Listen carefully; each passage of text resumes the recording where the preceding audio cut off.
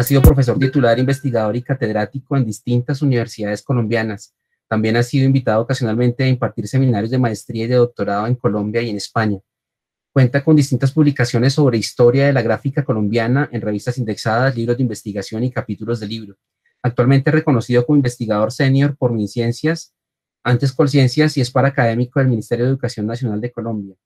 En 2017 fundó el grupo Poetopía Science Corp, entidad dedicada a la investigación de artes y humanidades, la cual a su vez avala el grupo de investigación con el mismo nombre que hoy por hoy es reconocido por MinCiencias como grupo de investigación en categoría 1. Le damos una especial bienvenida al profesor Jairo. Muchas gracias, maestro Jairo. Adelante. Profesor Javier, muchas gracias a usted. Y pues bueno, vamos a comenzar antes de compartir pantalla.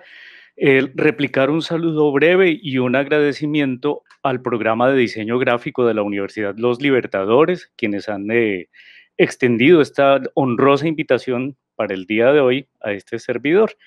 Y por supuesto, pues al grupo de investigación Imago Festival y al semillero de investigación Trampantojo. Bueno, expresados mis agradecimientos, mis cariños, asimismo vamos a compartir el día de hoy con ustedes un aporte al aspecto teórico de la imagen, lo cual pues podría venir bastante bien a lo que se está intentando construir desde 2015 en Colombia, cuando ya la antigua Colciencias nos comienza a reconocer a los que estamos en arquitectura, artes y diseño, la tipificación de investigación-creación.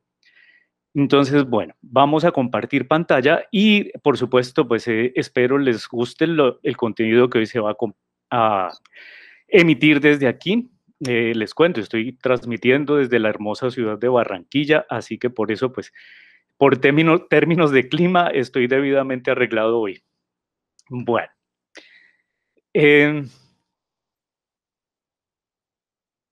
Inicialmente, bueno, ahora sí me voy a pantalla completa. Y ya en estos momentos quedo en manos de los profesores del programa de diseño gráfico para que me avisen cualquier novedad, ya que yo estoy viendo mi pantalla completa y comenzamos. Lo que venimos trabajando en nuestra institución, que es la Poetopía Science Corp, es un trabajo sobre investigación para poner piso teórico a esto de la imagen, pero a esto de la imagen desde la arista de la relación plástico-sensorial que nos exige la triada de investigación-creación.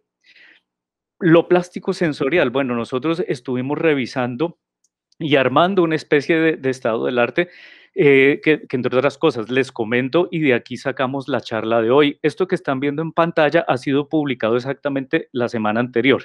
Lo publicó la maestría en diseño de la Universidad de Nariño y es un compilado de lo que en Colombia, para el trabajo que ellos vienen adelantando, de lo que se hace sobre investigación-creación en territorio colombiano. Y por supuesto, nuestro capítulo fue incluido en los aportes teóricos. Precisamente, como la investigación de alto impacto persigue es que nosotros creemos nuevo conocimiento, ¿cierto? Entonces, este nuevo conocimiento que hemos propuesto desde el grupo de investigación con la coinvestigadora, que es la arquitecta Claudia Delgado, nosotros venimos haciéndonos la pregunta de, bueno, mire, la imagen normalmente siempre ha sido supeditada a un papel menor. Por ejemplo, en todos los textos de metodología de investigación que hemos consultado, y podemos citar un buen número, en todos los textos siempre los investigadores de ciencias sociales aconsejan el uso de la imagen para que la diagramación quede bonita o para embellecer unos datos. Entonces, nosotros, especialmente desde el diseño gráfico, comenzamos a plantearnos este interrogante. Bueno, ¿y si la imagen es algo más? Se nos cruzó en el camino el estudio de la historia colombiana y realizando una investigación historiográfica, planteamos un puente teórico que trata de unir las dos orillas, lo historiográfico y las artes. Ahora, en toda la mitad, llevamos pues unos buenos años defendiendo esta idea de proponer la imagen como fuente primaria, es decir, algo que va más allá de un mero adorno editorial. En el inicio de este puente teórico ¿qué nos planteamos nosotros? Bueno, hay un punto de vista newtoniano, por así decirlo, en el cual la imagen es una onda lumínica que viaja, que se refracta y que nuestros órganos especializados a través de la visión decantan, llevan a la parte posterior del cerebro humano, la devuelven a un grupo de neuronas especializadas en convertir estas imágenes en una información que nosotros podamos archivar aquí en el banco de memoria. Y eso va creando grupos neuronales. También adicionalmente, nosotros venimos planteando la propuesta, y obviamente no somos los primeros. Como la imagen es una onda, ¿cierto? Las ondas irradian, en este caso lumínica, la imagen va a irradiar en su calidad de onda, va a irradiar las células, las neuronas y va a irradiar incluso podría irradiar hasta los bioquímicos que secretan las glándulas encargadas de producir los receptores y los transmisores, que a su vez pues, van a retener o transmitir cuestiones como la diatonina o como la dopamina. O sea, tanto puede ser el impulso de una onda que al traducirse en imagen puede eh, favorecer, por así decirlo también, la producción de este tipo de reacciones celulares, particularmente la sinapsis neuronal. A esto también lo vamos a estudiar nosotros, o se plantea estudiar.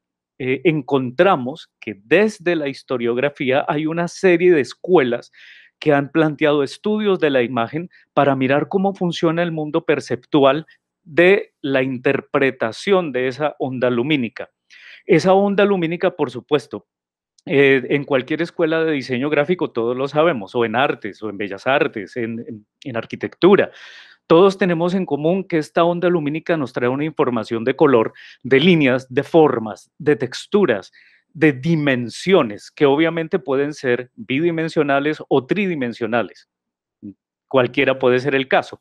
Ahora, estas dimensiones, al ser decantadas por el grupo especializado de neuronas en nuestro cerebro, va a dar la representación mental creada que normalmente es imaginada y es recreada, por tanto puede llegar a ser hasta impuesta, es decir, una imagen se puede manipular, así como lo oye, se puede manipular y transformarse en una imagen implantada.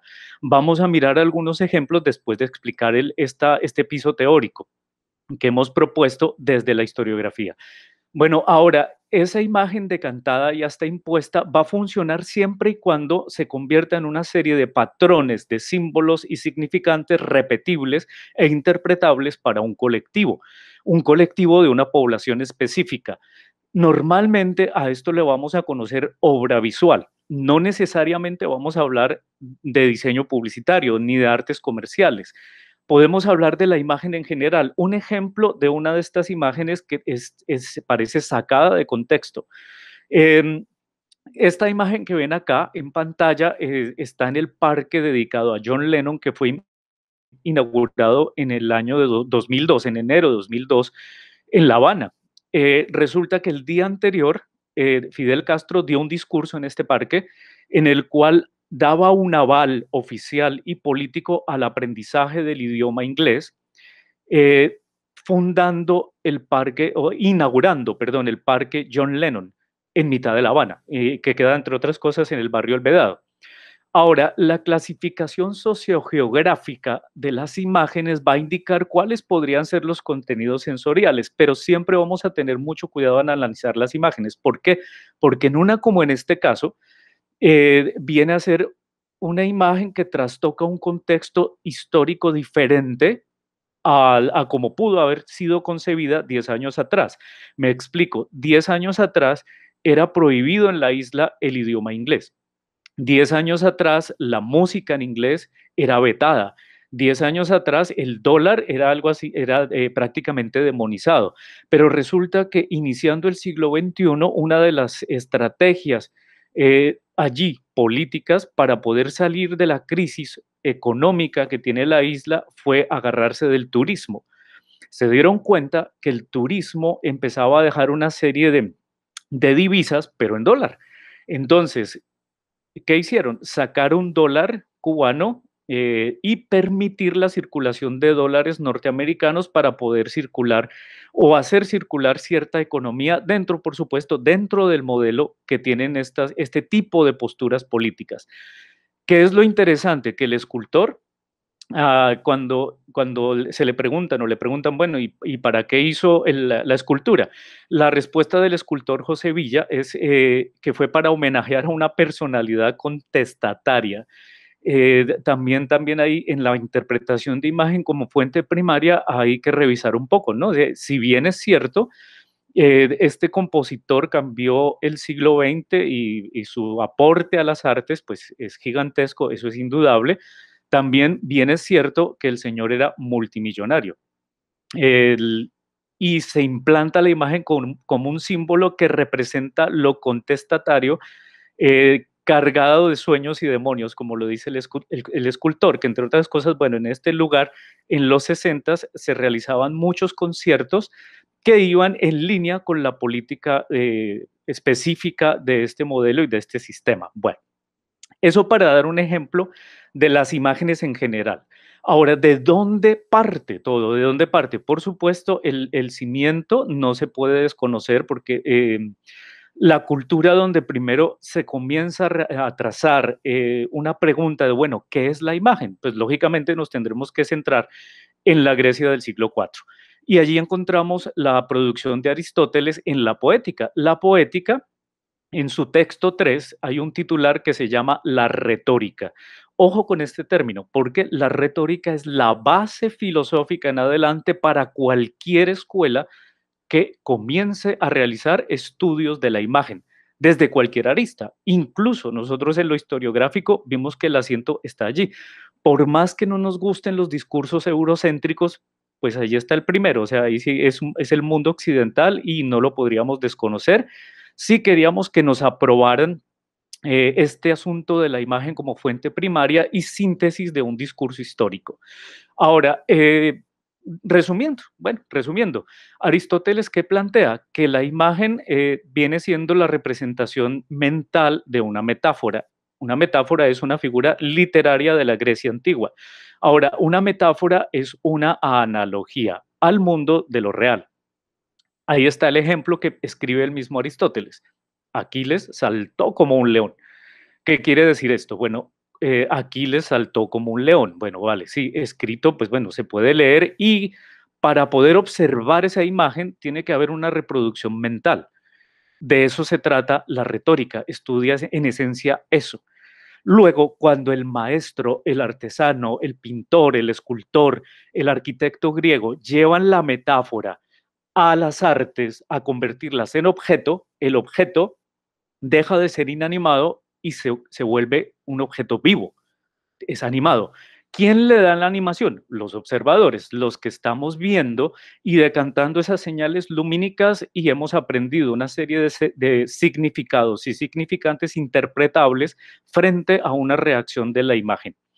Ahora, en términos de literatura, Aristóteles también escribió la hipérbole. La hipérbole es una manera de comparar una cosa con la otra, pero a manera casi que despectiva, como una burla. Aristóteles cuenta que los jovencitos de su época utilizaban las hipérboles para señalar críticas hacia, por ejemplo, hacia una muchacha que no les gustaba para decir que estaba flaca. Ellos decían, y abro comillas, como esto y lo otro, como perejil lleva las piernas torcidas. Em, Lógicamente, entendiendo también hay una postura que es un poco machista, pero pues bueno, son las posturas que escriben allí los que nos heredan estos estudios de la imagen. Y también otro de los ejemplos que pone Aristóteles dice, ni aunque rivalice en belleza con la áurea Afrodita y en obras con Atenea, es decir, esa muchacha no me gusta ni que sea la misma Atenea. Ahora, esto al ser llevado al monumento conmemorativo, ya no al objeto que coge vida, sino a un monumento que quiere conmemorar cosas como batallas, que eso sí se hizo en todo el mundo antiguo, Mesopotamia, Egipto, etcétera, en Asia, en todo el mundo antiguo hay monumentos conmemorativos, pero los griegos le dan este significado de hipérbole y de metáfora. Ahora, la acción metafórica, por tanto, en literatura es la expresión plástica y en artes pasa a ser la analogía al mundo de lo real. Ahí nosotros comenzamos un cimiento, ¿cierto? Empieza un cimiento de lo que vamos nosotros a traducir como expresión plástica y una relación de lo plástico sensorial cuando miramos una obra de arte. Bueno, ahora, los significados que comienzan a cosecharse desde la Grecia antigua, que hoy por hoy son parte del mundo occidental, a un sujeto que queremos referenciar como identidad del poder, o sea, del poder militar y político, un ejemplo, Alejandro Magno, siempre la norma del escultor y del pintor va a indicar que este sujeto debe tener un ligero giro hacia la derecha, eh, así, con el cuello y con los ojos. O sea, debe girar levemente a la derecha con cuello y con ojos mirando hacia la lejanía, ¿no? En lo profundo, por allá, es decir, debe admirar lo que conquistó, admirar todo sobre lo que este sujeto tiene poder. El trabajo del cabello en la escultura griega siempre lo van a manipular a manera de anástole. Anástole, ¿qué quiere decir? Es una metáfora o una alusión a la melena de los leones. Ahora, lógicamente, pues un león en cualquier cultura siempre ha sido considerado un símbolo de fuerza del guerrero. Por esa razón es tan importante que el cabello masculino se trabaje simulando la melena de un león. Y cuando deja ver la frente y está puesto sobre el sujeto que mira hacia la derecha con ojos y el leve giro del cuello, ahí vamos a tener una representación del poder en el mundo occidental. Bueno, también de la misma Grecia antigua heredamos algo llamado el emblema. ¿Sí? Ahora, el emblema, eso es griego. Por supuesto, ¿qué es un emblema en esencia? Un emblema es un adorno que está compuesto por paisajes o por mosaicos. Y ahora ustedes, bueno, ¿y qué es un mosaico? Bueno, esos son los emblemas. Luego, los emblemas se quedan cortos cuando ya las naciones-estado, vamos a la República de Platón, parece por algo, hoy por hoy, el significado de república tiene una serie de símbolos que desde la Grecia antigua fueron manipulados e impuestos a las ciudades-estado. ¿Cómo se ratifica eso? Hombre, pues usemos alegorías. Las alegorías son figuras humanas que van a significar metáforas. Esas alegorías o esos emblemas se llevan a los escudos de batalla. Cada ciudad-estado va a empezar a tener un escudo de batalla y un registro de lo plástico sensorial en estos escudos de batalla. Bien, en, en estos escudos de batalla que con el tiempo evolucionan y posteriormente en el mismo mundo occidental, ya estamos hablando de Edad Media, se van a estudiar como heráldica. La heráldica es, por supuesto, una suma de emblemas más alegorías. Es decir, en resumen, miren las naciones que van a ser, cómo se van a representar, cómo resumimos el significado de toda una nación en una imagen, una síntesis visual. Eso lo va a estudiar la heráldica. Después, ya en la Alta Edad Media, pues la blasonería es lo que surge para otorgar los títulos nobiliarios por herencias, que se hereda, por supuesto, además del título y ciertas cuestiones que indican poderío material y poderío militar, se heredan unos símbolos. Esos símbolos van a ser parte de lo que estudia la blasonería. Bien, un ejemplo para no rayar más en teoría. Al lado derecho de la pantalla vemos el escudo otorgado a Cristóbal Colón. ¿Sí? Cuando el señor llega, se devuelve a España, entonces lo primero que él llega a reclamar es su título de virrey y los reyes le otorgan este escudo de armas, por supuesto con un león que simboliza el reino de Aragón, o sea, por ser un león rampante, y unas torres que simbolizan el reino de Castilla. Ahora, ¿esto qué tiene que ver con nosotros? Mucho. Cuando se devuelve Gonzalo Jiménez de Quesada para España y dice, mire, definitivamente vamos a resolver esto de cómo fue la fundación de Bogotá y quién es el fundador, etcétera, etcétera, al señor le otorgan un título nobiliario y les comparto lo que encontramos en el Archivo General de Indias, en Sevilla. Al lado derecho ven el boceto del artista que le hace el boceto a don Gonzalo. Le dice, bueno, pues ahí está su escudo de armas para que usted lo apruebe. Si lo aprueba, pues ya el rey le va a emitir un escudo oficial con la norma de blasonería prácticamente medieval, ¿no? Aunque ya estábamos en pleno siglo XVI, pero allí todavía habían una serie de costumbres medievales que aún estaban de moda. Bien, el escudo de don Gonzalo pues va a tener un león rampante, por supuesto, y abajo va a tener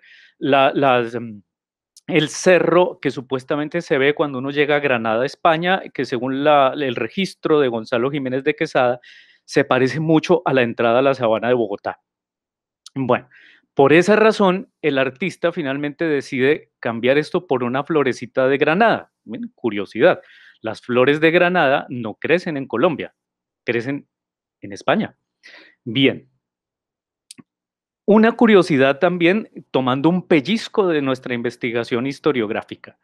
Aquí vemos otra imagen que contiene alegorías, que son alegorías griegas. Ya más adelante les muestro de dónde salieron. Bien, año de 1819 a 1821. Fue el escudo oficial de la Gran Colombia. Cuando se firma la primera, se funda la Gran Colombia, se mandan diseñar estos escudos, no este escudo, voy a activar el puntero láser y les voy a explicar los contenidos del escudo, para que miremos un poco cómo desde el diseño gráfico podemos explicar esta imposición de imágenes desde la élite. Bien, esto que ven acá, esta alegoría, es un Zeus, así como lo oyen, Zeus, pero está parado sobre una múcura indígena y el letrero dice Orinoco, es decir, representa al río Orinoco, la fuerza del río Orinoco, que es parte del tesoro hídrico de la Gran Colombia. Y al otro lado hay una Venus que está parada sobre una múcura y dice Magdalena, o sea, el río Magdalena. Son dos alegorías griegas que están allí representando a los tesoros hídricos de esa Gran Colombia. Encima del escudo, desde mucho antes le hemos rastreado la pista, ya estaba generado aquí por los movimientos independentistas, el cóndor como reemplazo al águila española, que era lo que originalmente estaba en el escudo granadino. Por una cuestión de rebeldía, se cambia el águila por el cóndor. Si lo ven allí, pues el grabado no parece nada un cóndor. La razón, estos grabados se hicieron por artistas que no conocieron los cóndores.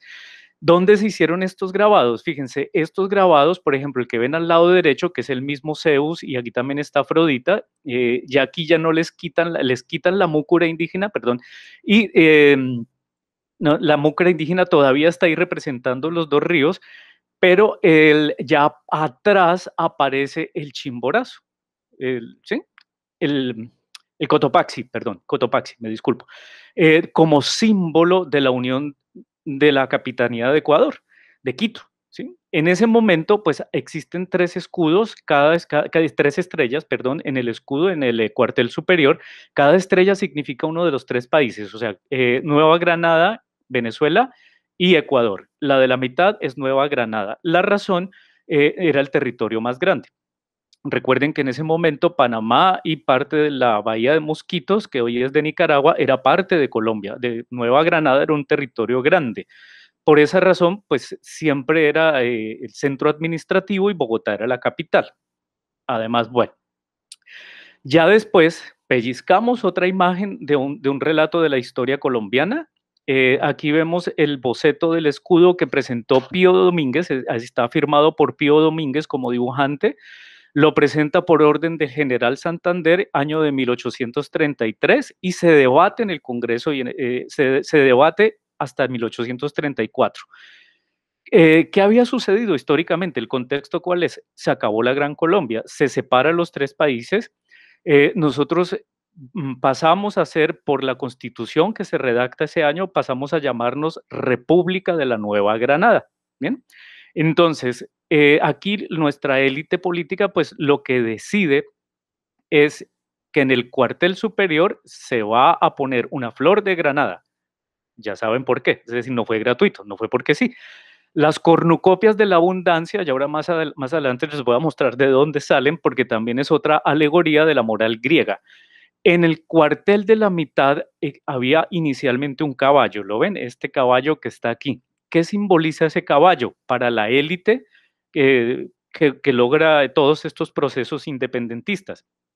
El caballo simboliza que en los llanos venezolanos se ha formado un ejército libertador que es con el cual a la larga terminan cruzando los Andes y es lo que termina dándole éxito a la campaña admirable trazada por Simón Bolívar.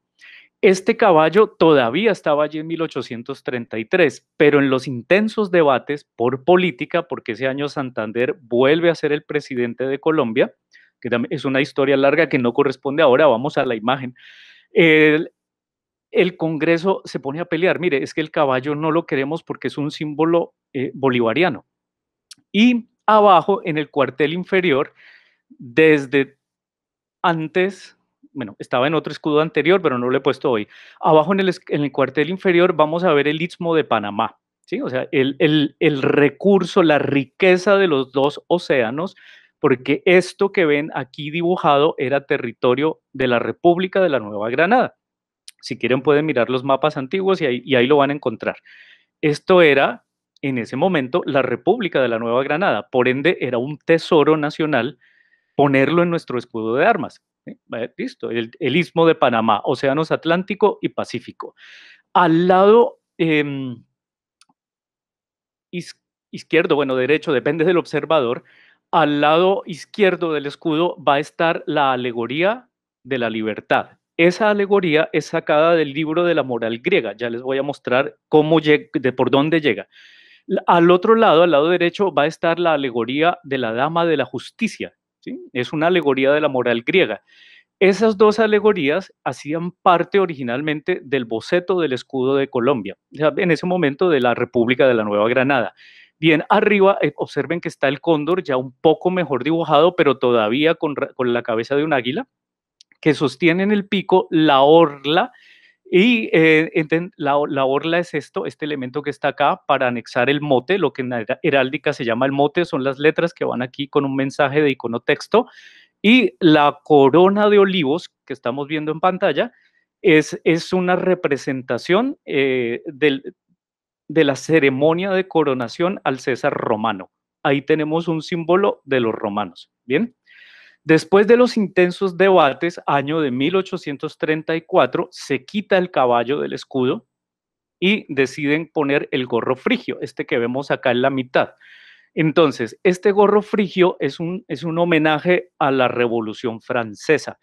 La razón, siempre desde que comenzaron las ideas independentistas en la antigua Nueva Granada, incluso finalizando el siglo XVIII, llegan las ideas de la Ilustración desde Francia y suponen un impulso a las revoluciones latinoamericanas, especialmente o particularmente la primera fue la norteamericana.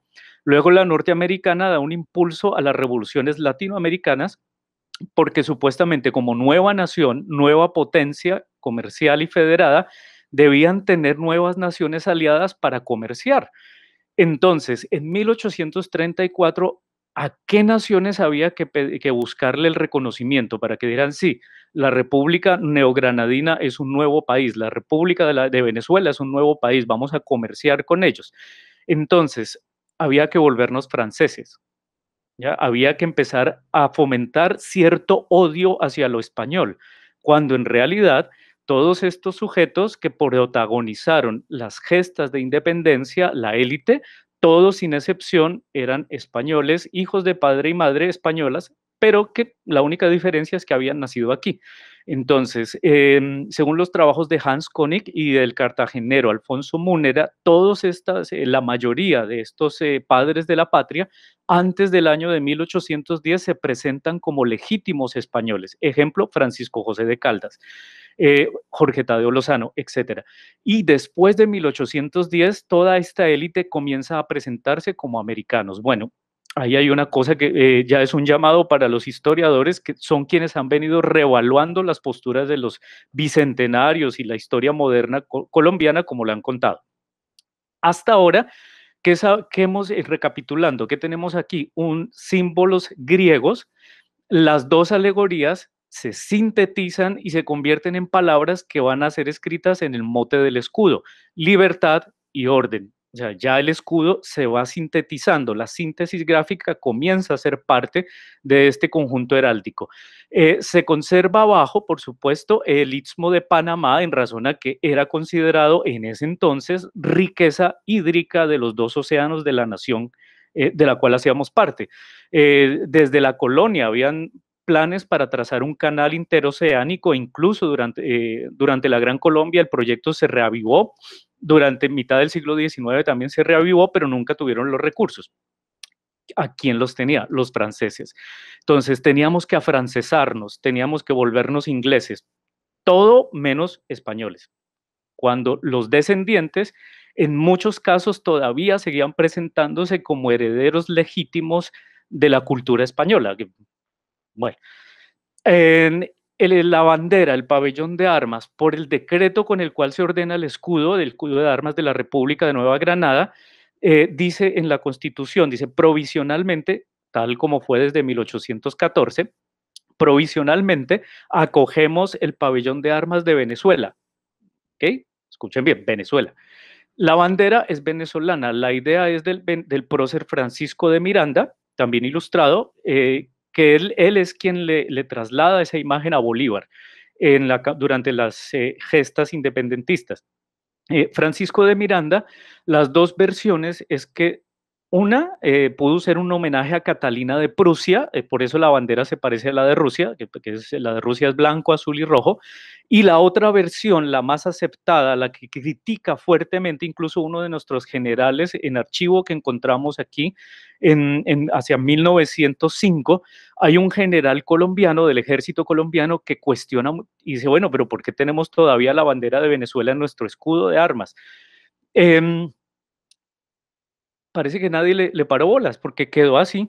Y resulta que la versión oficial más aceptada es que Francisco de Miranda lo pensó de la siguiente manera: la bandera de España en tiempos coloniales era amarillo y rojo.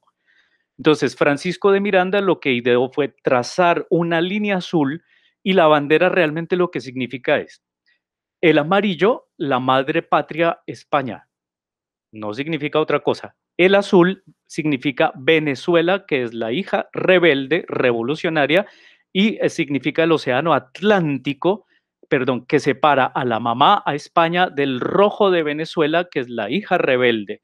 Esa es el significado original de la bandera tricolor. Y así quedó. O sea, y ya les voy a mostrar el libro en el cual, a partir de cierto año, la élite nos comenzó a educar diciéndonos que esto significan las riquezas de Colombia, que esto significa los ríos y mares de Colombia y que esto significa el rojo, la sangre de los patriotas. Pero fue la misma élite quien comenzó a imponer este sistema de imágenes. Bueno, lo que vemos en pantalla ahora aquí es de dónde salieron las alegorías. Listo. Siguiéndole la pista, eh, como se los había comentado, en la Edad Media en Italia, el monje Máximo Planude hace un acopio y lo titula Antología Graeca. Este acopio recoge las imágenes de la moral griega antigua, lo que hoy por hoy conocemos como símbolos grecorromanos. Estas imágenes son alegorías que representan la moral griega. Ejemplo, la justicia, la libertad, la calumnia, la codicia, el valor, etcétera, etcétera. Después, la versión española, la versión en castellano, va a ser publicada entre 1531 y 1548, y la versión española la va a reducir solamente a 200 imágenes. Por ende, esa es la que llega aquí. ¿De acuerdo? O sea, de esas 200 imágenes van a desprenderse una serie de simbologías que van a irse acopiando a los símbolos que diseña la élite. Bien. En castellano, la versión española, curiosamente, se llama Motu Scripti Incryptio, obviamente en latín. Aquí ven ejemplos de alegorías clásicas para que vayan comprendiendo cuál es la raíz, de dónde salieron. Fíjense, aquí está la alegoría de la justicia, que es una dama con la espada, Y con la balanza de la justicia, aquí está la alegoría de la libertad, que en el poema griego pues tiene otras connotaciones mucho más amplias, no es solamente la libertad como tal, sino también simboliza la noche y otro tipo de cosas. Otras curiosidades en la antología griega, que ya es la que se va a traducir al castellano, que después retoma el monje italiano César Ripa en 1593 y la publica. ¿Sí? Ya imprenta como dispositivo de difusión colectivo de escritura de imágenes a través del grabado. Ese texto va a sacar unas novedades en términos de iconografía para siglo XVII, perdón, para siglo XVI y XVII. Ejemplo, aquí aparece la cornucopia de la abundancia, ¿listo? Que es una dama que está representando la abundancia. Y aquí al lado aparece América, que es una indígena desnuda con un cocodrilo detrás y una cabeza a sus pies, que significa que somos caníbales. Los caníbales es un error de traducción de los holandeses que dijeron cuando regresan a España de sus viajes a las costas del Brasil, en Europa ellos comienzan a circular la idea de que la palabra carib, que era los caribes, caribe, que era el significado de caníbales y quedamos estigmatizados por la iconografía como caníbales, o sea, América siempre va a ser una india con plumas, desnuda y con un cocodrilo y una cabeza ahí por el tema de los caníbales. Ahora, el arco y las flechas son lo indígena.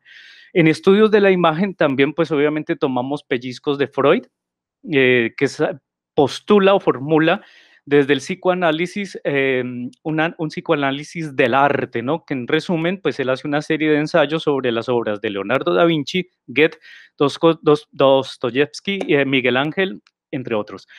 Luego, en 1902, surge este señor, A.B. Warburg, y empieza a trabajar a partir de 1902 en una teoría que él llama el Atlas Mimosín, es decir, la memoria visual europea. Desde ahí es que la historia del arte queda contada toda por europeos. O sea, ahí no aparece ni América, ni Asia, o sea, los muiscas, ni los nombra, aun cuando este señor estuvo en Norteamérica estudiando supuestamente a indígenas norteamericanos.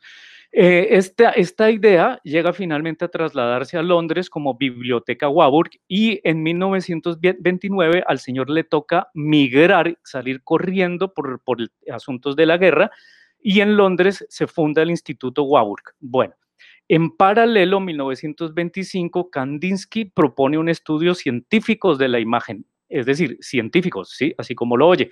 Eso es escrito por Kandinsky y él hace un ensayo científico sobre el punto y la línea, mal entendido y nunca citado. Por ejemplo, que la línea es una sucesión de puntos, ahí tiene usted a Kandinsky, y eso lo hace él cuando tiene 60 años y es vicerrector o vicedirector de la Bauhaus cuando ésta se trabaja de eso. A él también le toca migrar por el tema del nazismo, cierran la escuela, lo que todos ya conocemos. Bueno, en síntesis, Kandinsky que plantea que en términos científicos se puede estudiar la imagen utilizando el punto y la línea para poder hacer descripciones de otras artes para llevarlas al mundo de lo visual. Ejemplo, la bailarina Paluca. Otro ejemplo, cómo abstrae Kandinsky de la música los puntos, tomando abstracciones visuales de la matemática de la música, de la concepción matemática de la música, y no usa cualquier música, usa la quinta de sinfonía de Beethoven, etc.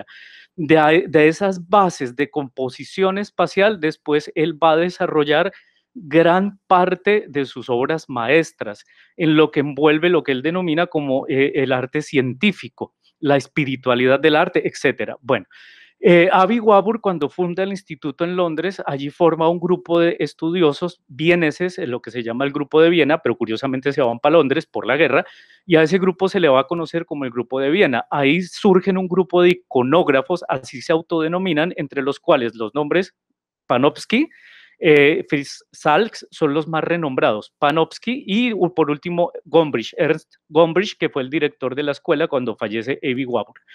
Panofsky es más reconocido porque en 1938 publica un ensayo que se llama iconografía. Es un método en el que plantea tres estadios, la preiconográfico, lo iconográfico y lo iconológico. Luego, pues vamos a ver ejemplos aquí en Colombia de cómo podríamos interpretar estas posturas, los símbolos grecorromanos, sencillo. Un ejemplo también de imágenes impuestas y manipuladas. El Bolívar que vemos al lado izquierdo es un Bolívar dibujado en acuarela a mano por José María Espinosa, 1828. Y el Bolívar que vemos al lado derecho es un boceto en carboncillo dibujado en vivo por José María Espinosa en 1828, después de la noche del famoso atentado. Ahora miremos la visión europea de la misma imagen. 1828, Bolívar dibujado por Roland, francés. 1832, el medallón de Bolívar traducido a la escultura por David Angers en 1832. Estas imágenes luego en 1842 las interpreta Tenerari en Italia y se crea la iconografía bolivariana a manera de César Romano. Si vemos allí hay toda una gran cantidad de símbolos grecorromanos, o sea, es un César. Y ese rostro bolivariano, que es la filiación Tenerari, así se llama, es el que aparece por todas partes. Y fíjense originalmente tomado al vivo por un artista colombiano como Lucía. Entonces, bueno, ahí hay un ejemplo de cómo este tipo de manipulaciones de los símbolos grecorromanos van a ir apareciendo en la historia gráfica colombiana y cómo van encajando con lo que nos dicen los estudiosos. A este señor Ernst Gombrich, que yo ya le digo Ernesto porque lo he citado tanto que lo considero un amigo de toda la vida, parece un genio. La historia del arte contada por Gombrich, la psicología del arte, es psicología del arte lo que plantea. Básicamente, en resumen, él siempre nos va a estar diciendo que la imagen tridimensional y la bidimensional, cuando son entes descriptivos, van a activar sensaciones que nos hacen más dócil la realidad. Para él, esos son las artes. Y escribe y materializa el sueño de su predecesor, de su maestro, de Warburg, publicando la historia del arte por Gombrich. Bueno, luego en 1848, pues Konrad Lorenz plantea la etología. La etología, por supuesto, es desde la psicología, pero se traslada a la antropología. La etología, en esencia, plantea que los sentimientos paternales de los dibujos de Disney son las que van a generar semejanza para los patrones de conducta de los niños pequeños que ven Disney en ese momento.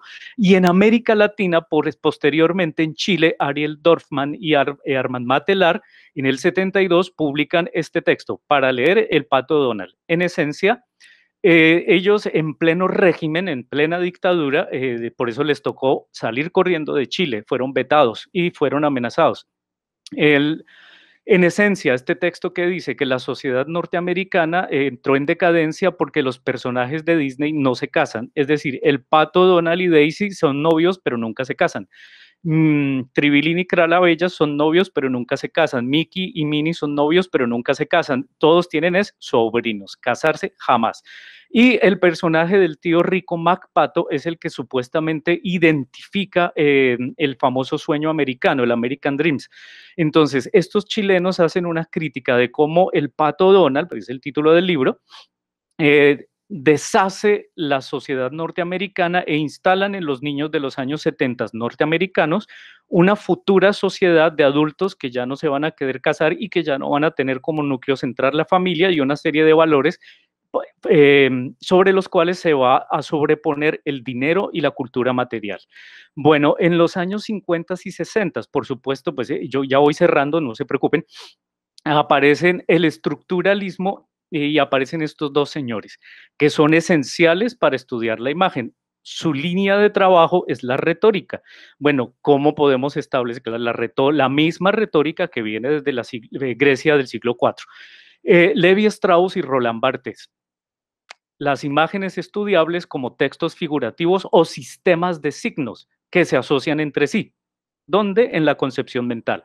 Son proposiciones que se trasladan, extrapolan a la antropología y a la sociología, especialmente por el ensayo de Roland Barthes, que es el ensayo más corto de los que el tipo escribió, y se llama Retórica de la imagen, pero curiosamente es el centro, ¿no? Bueno, y si pues quisiéramos hacer un traslado de esas teorías a los significantes del signo, por ejemplo, yo esta diapositiva la voy a quitar rápido, pero en estos signos que vemos acá, Si ahorita, en estos momentos, yo me diera la tarea de preguntar cuáles son las sensaciones de los significantes y los signos frente a estos símbolos, muy seguramente habrían una serie de respuestas emocionales que le darían toda la razón a estos dos y toda la razón a Aristóteles. Básicamente de eso se trata. Bueno, luego viene el postestructuralismo, que surge en los años 60 y 70, y en contraposición al estructuralismo, van a plantear que la imagen se va a asociar a los objetos. O sea, es decir, hay objetos que empiezan a asociar un concepto llamado por una corriente de ese momento que se llama la representación. La representación la toman los historiadores en ese momento y comienzan a incluirla en todos los textos de análisis historiográfico, es decir, los objetos pueden tener no solamente vida, sino representaciones, vaya, entonces, bueno, por fin algo nos reconocieron. Y bueno, aquí ven un ejemplo de aplicación de cómo sería el postestructuralismo, digamos, en los 70s era común la imagen del macho misógeno, por ejemplo, las películas Bond, las chicas Bond, las mujeres al servicio de los hombres, ciertos cosméticos a los que se les empiezan a atribuir significantes fálicos. ¿Listo? O sea, significantes fálicos, que es lo interesante de estas posturas. Por ejemplo, que los labiales van a tener connotaciones fálicas y demás, es decir, todo girando al macho dominante como se establecía todavía en las culturas conservadoras de los años 70 en el mundo occidental. Bien, en América Latina, pues bueno, estas posturas van a tener bastante eco, literalmente bastante eco. Bueno, luego viene esta corriente. Esta corriente es de los 80, curioso, el marxismo. Se empieza a esparcir en el mundo por una razón, porque son teorías que comienzan a explicar las artes desde lo social. En los 70s y en los 80s, cualquiera que hablara de esto de una vez era tildado de comunista. Lo curioso es que hoy por hoy estas teorías hacen parte de cualquier libro de estudios de la imagen o de cualquier libro de historiografía en cualquier parte del mundo, en cualquier idioma. Esencialmente, ¿qué postulan? La producción artesanal, o sea, empiezan a estudiar la relación del artesano con el mecenas que patrocina, que pone el capital, y plantean posturas anti-postestructuralistas. Uno de los protagonistas es Friedrich Antal y Arnold Hauser, quien comienza a realizar una serie de críticas de cómo la producción artesanal se vuelve monetizable, que entre otras cosas hoy supuestamente es nuestra punta de lanza, ¿no? Como diseñadores gráficos, pues nuestra producción artesanal debe ser monetizable para que funcione, según los postulados de la economía naranja, si mal no me equivoco. Y obviamente según nuestra propia profesión, debemos ser funcionales, porque de otra manera, pues no nos van a contratar. Una de las críticas que plantea este grupo de estudiosos es que la imagen termina siendo un espejo de la sociedad. ¿Por qué? Por las cosas impuestas a través de los medios de comunicación. Bueno, luego en los 80s surge este señor, David Friedberg, quien en sus dos libros más reconocidos recoge algo que estudia a partir de la Edad Media, se conoce como iconoclasia. Los iconoclastas son una serie de especialistas en romper imágenes, en tumbar monumentos. Es una práctica que se estiló desde la Edad Media.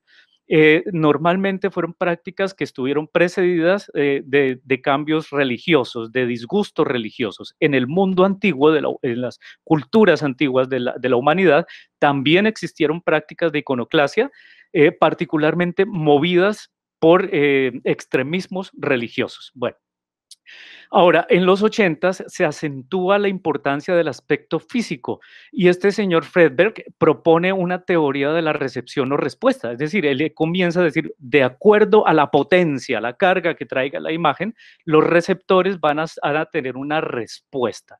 Bueno, ya aquí aterrizado esto de la teoría de la realidad, ahí ver un ejemplo de iconoclasia. ¿Listo? Esto es iconoclasia, es parte de lo que plantea este señor Friedberg en los años 80 como postura para estudiar las imágenes. Es decir, hay una serie de imágenes y patrimonios que se han perdido y que ya no los podemos estudiar porque en algún momento los iconoclastas fueron contra ellas. es la teoría planteada por el señor. Lógicamente, aquí lo que se trata es de poner un ejemplo de qué podría significar iconoclasia, más allá de que, por supuesto, pues a título personal, por supuesto, aclaro, a título personal, simpatizo mucho con los MISAC, ahí lo dejo. Em, Luego, en los 90 surge en el mundo una corriente historiográfica llamada memoria cultural. ¿Listo? La memoria cultural es una corriente de historiografía que recoge todo lo que les he contado hasta ahora y comienzan los historiadores a decir, oiga, sí, algo más pueden ser los objetos, especialmente cuando son imágenes, las pinturas, algo puede pasar allí si los miramos porque ya se nos acabaron las fuentes. Es decir, el historiador, su fuente primaria es el archivo, son los textos antiguos, pero hay otras fuentes que se van a empezar a llamar cultura material. Y esa corriente historiográfica se difunde por todo el mundo. Y en el siglo XXI surge este inglés, el señor Peter Burke, en Inglaterra y publica este libro llamado Visto y no visto. En castellano se publicó como el uso de la imagen como documento histórico, pero fijémonos, el título original dice el uso de la imagen como evidencia histórica. Ese es en esencia el postulado de ese señor Peter Burke, él es historiador. Y que en esencia, ¿qué dice? Una película de cine, la televisión, un canal de redes sociales, un cartel, una fotografía, una marca, lo que sea que contenga imagen, es susceptible de convertirse en una fuente para el estudio historiográfico. Recopilando todo lo anterior, vamos a un pequeño caso de estudio, y ahora sí para acabar. Bueno, resulta que en Colombia existieron 7 cabildos, 7 golpes de independencia en 1810. 17, perdón, 17. Y nosotros solamente conmemoramos uno. A eso se le llama imagen mental. 20 de julio es una imagen. Claro, pues, todo el mundo sabe que el 20 de julio hay festivo y la pasamos rico. Pero todo el mundo sabe que, que en 1810, en lo que hoy es Colombia, tuvimos 17 golpes de independencia. Pocos lo saben, digamos los que estamos en historiografía lo sabemos. Ahora, ¿cómo eso se fue perdiendo en el tiempo? Bien, la imagen mental 20 de julio primero se ordenó en 1813 por decreto, ahí está la ordenanza, se reiteró en 1820 durante la Gran Colombia y en 1842 vuelve y se reitera tras una guerra que ganan los supremos. Se reitera el 20 de julio como celebración que había que conmemorar con corridas de toros, con pólvora y con baile, además con teatro. Bueno, en 1873, cuando nos llamábamos Estados Unidos de Colombia, por la ley 60 se declara fiesta nacional. Ah, bien, y usted dice, ¿y las otras 17, 16 y las otras 16 fiestas dónde están? ¿Mm? Se desaparecieron. La única imagen mental en territorio nacional es 20 de julio. Bueno, ahí ven ustedes las pinturas que representan eso, que realmente es una gresca entre españoles, son españoles pegándose con españoles, pero que todos sabemos ya hoy por hoy que allí realmente eran blancos peleando contra blancos, la élite contra la élite y finalmente se logra el poder. Bueno, en paralelo a lo que les he contado, el artista colombiano José María Espinosa comienza a trabajar a partir de 1820 en una serie de dibujos y grabados que representan cuestiones iconográficas de nuestra independencia. Esta que ven acá es un grabado de 1824 que es atribuido a José María Espinosa, está en el Museo Nacional de Colombia. Es supuestamente el boceto de la batalla de Boyacá que después él va a pintar. Bueno, 1842, un señor llamado Florentino González le encarga a José María Espinosa y a otros artistas colombianos, hacen un compilado de las imágenes de los héroes de la independencia y se van para París, con su maletín de imágenes, se va este señor González para París y llega al taller de Le Mercier en París. Y le decían, mire, necesitamos que nos produzcan los grabados de los égidos o los héroes colombianos con una imagen a la usanza de los grandes hombres. Entonces, todas estas imágenes que se llevan al grabado, se les quitan los rasgos criollos, se recortan barbillas, ¿okay? O se recortan barbillas, se respingan narices, se dibujan cabellos, se redibujan pómulos, se redibujan orejas. ¿Para qué? Para que estos rasgos fueran grecorromanos. Tenían que parecerse a los héroes de las batallas clásicas de la Grecia y la Roma antigua. Ahora, curiosamente, la única heroína mujer que se lleva el grabado es la Pola, este grabado, pero este sí fue producido en Bogotá por dos venezolanos, por los hermanos Martínez en el periódico El Neogranadino, año también de 1848. Es la única aquí que no corresponde a este grupo.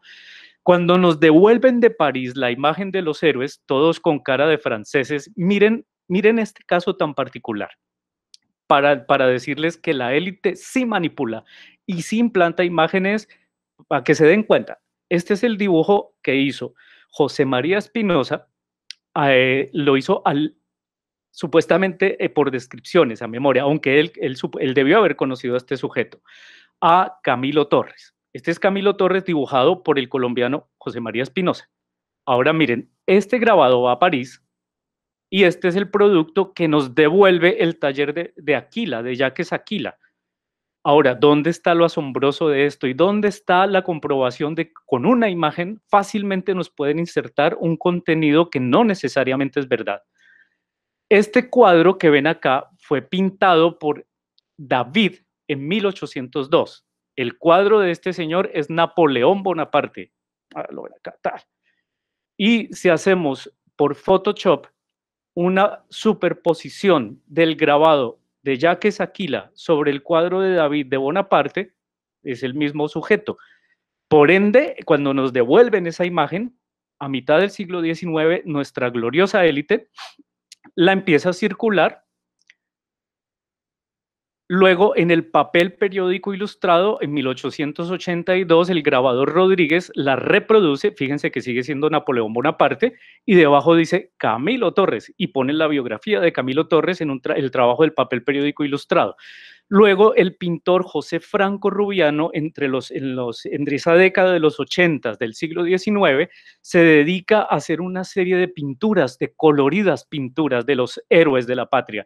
Hoy por hoy esas pinturas reposan en el Museo Nacional de Colombia, ¿no? Hay un pabellón dedicado a los héroes de la independencia y tales, pero fíjense que sigue siendo Napoleón Bonaparte. Ahora, ¿dónde está el engaño o la imposición, la manipulación?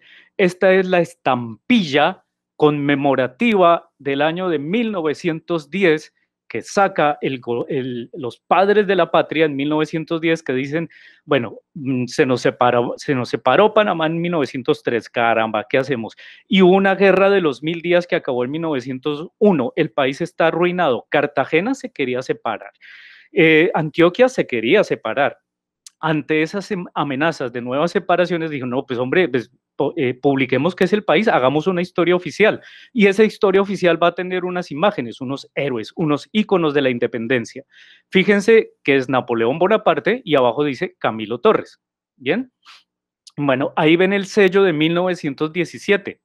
Uno diría, bueno, ¿alguien se lo cuestionó alguna vez? 1917, vuelve y juega. Vamos a conmemorar la independencia. 1986. Banco de la República de Colombia, billete de 50 pesos oro, la imagen de Napoleón Bonaparte y abajo aquí dice clarito, Camilo Torres. Es decir, ahí tenemos un ejemplo claro de la manipulación de la élite con los contenidos que se traslapan a un colectivo desde la síntesis de una imagen. Fíjense el Jockey Club en Bogotá que manda a hacer la estatua de Camilo Torres. Esta estatua estuvo en el centro de Bogotá, en el Parque de la Independencia, el Parque Centenario, 1910, la postal es de 1910 y es Napoleón Bonaparte, si se dan cuenta. Bueno, en el... ya voy a terminar, ya voy a terminar, lo prometo. Entre 1881 y 1887, nosotros encontramos un periodo que en la investigación denominamos la era Urdaneta. Me disculpo las fotos un poco pixeladas allí, pero es que, bueno, no es esencia de hoy hablar de Alberto Urdaneta. ¿Por qué le decimos la era Urdaneta? Primero, el diseño editorial. Es una obra única en América Latina, es la única. En el siglo XIX no encuentran otra. En ningún otro país latinoamericano hay una obra como esta, de diseño editorial, en la cual se trabaja el diseño tipográfico, se trabaja el grabado y obviamente pues la obra trata es de rescatar la historia de Colombia, es una visión filantrópica de este señor Urdaneta, que rescata la historia de Colombia, presenta a la opinión pública en el papel periódico ilustrado la imagen del héroe colombiano, el costumbrismo colombiano del siglo XIX, etcétera, etcétera, etcétera. En la era Urdaneta la hemos llamado así porque además él funda la Escuela de Bellas Artes de Bogotá 1886. Aquí vemos el cuadro de la escuela. Esa Escuela de Bellas Artes de Bogotá posteriormente pasa a ser la actual Facultad de Artes de la Universidad Nacional de Colombia. Casi nada. Hasta ese año, hasta 1886, no teníamos una escuela de bellas artes. ¿Qué se le debe también a este señor Alberto Urdaneta? En el archivo encontramos libros de conferencias sobre dibujo que él escribe. Y, por ejemplo, hace tratados con sus respectivas planchas gráficas de cómo hacer dibujo técnico, cómo dibujar perspectiva, cómo usar el carboncillo, manuales de pintura, etcétera, etcétera. Y traen a Bogotá a los mejores profesores que encuentran de pintura. Ahí ven un ejemplo de una obra de uno de los rectores de la Escuela de Bellas Artes de Bogotá, mientras hubo ese boom en los 80 del siglo XIX. Ahora, ahí ven también un grabado de una clase nocturna, una clase de acuarelas que se daba en lo que hoy es el Colegio San Bartolomé. Allí ubicaron también las clases nocturnas de acuarela, que según lo que encontramos en archivo de la época, eran las clases más aplaudidas, las conferencias más aplaudidas. Allá el modelo, ¿lo ven? Enruanado, parado en la mesa, posando y los estudiantes aprendiendo acuarela, pero en la nocturna. Y posteriormente todo esto termina siendo la Escuela de Bellas Artes de la Universidad Nacional de Colombia. Bueno, luego pues ahí está el colorido grupo de pinturas del artista Constancio Franco, y posteriormente en 1910 el gobierno abre un concurso para dar un premio a la mejor historia de Colombia para la enseñanza primaria. Y este premio se lo ganan estos señores, Jesús María Henao y Gerardo Arrubla. Este premio se lo ganan ellos, escriben una historia oficial de Colombia y utilizan como base la obra de Alberto Urdaneta. Los grabados son los que se ponen allí en este texto de la historia de Colombia. Esta historia de Colombia, listo, ya la cierro. Por decreto se empieza a enseñar desde 1910 y como tal el mismo libro se usa hasta 1994 cuando la historia sale de plan de estudios de los colegios. Las dos novedades en esta historia de Colombia es que aparecen La Pola, aparece Manuela Beltrán y aparece Antonia Santos. Manuela Beltrán como heroína mujer, que no existen los archivos, no hay un trabajo de archivo que haya demostrado hasta ahora la existencia de esta prócer, y además supone que tenía 57 años para cuando protagonizó el arrancar el cartel de la pared. Por tanto, pues son cuestiones como un poco que invisibilizan un poco otro tipo de cosas. Y bueno, finalmente, y ahora sí para cerrar, y para dejarles como con ganas de escuchar más sobre nuestra investigación, en 1910 Leo Kopp lanza la marca de cerveza La Pola. Según cuenta la historiadora Alicia Incapié, en 1910 se lanza esta marca en homenaje a Policarpa Salabarrieta para conmemorar la independencia colombiana, y desde entonces la gente en nuestra cultura popular dice, vamos a tomarnos unas polas. Con esta información, en resumen de nuestra investigación, esperamos que haya sido de su agrado, y esperamos que nos volvamos a encontrar en otros espacios o en algún momento para responder sus preguntas y sugerencias. Un fuerte abrazo y doy la palabra a los profesores del programa de diseño gráfico. Maestro Jairo, muchas gracias. Realmente muy interesante toda esa información, todo ese conocimiento que compartes con nosotros. Por supuesto, el tiempo no nos alcanzó para hacer preguntas, pero sí nos comprometemos a gestionar otro encuentro contigo porque hay cosas que quedan en el tintero y hay mucha gente interesada en continuar aprendiendo a partir de lo que tú estás investigando. Y por supuesto que lo haremos. Muchas gracias. Y bienvenido nuevamente a la Fundación Universitaria de los Libertadores y a nuestra facultad y nuestro grupo Trampantojo y nuestro grupo de investigación Imago le agradecen totalmente todo lo que pusiste sobre la mesa hoy en día. Gracias. Bueno, y mil perdones por pasarme un poquito, pero bueno. Ah, no, todo muy bien, muchas gracias. A todos quienes nos acompañaron, muchas gracias también. Quedamos pendientes en el WhatsApp, en el chat pueden dejar preguntas. Nos comprometemos después a reunirnos con el profesor Jairo Alfredo y a tratar de solucionar esas preguntas para que sigamos en contacto con esta información tan interesante que nos sirve tanto a artistas como a diseñadores, comunicadores, por supuesto. Muchas gracias a todos y buena tarde. Muchas gracias.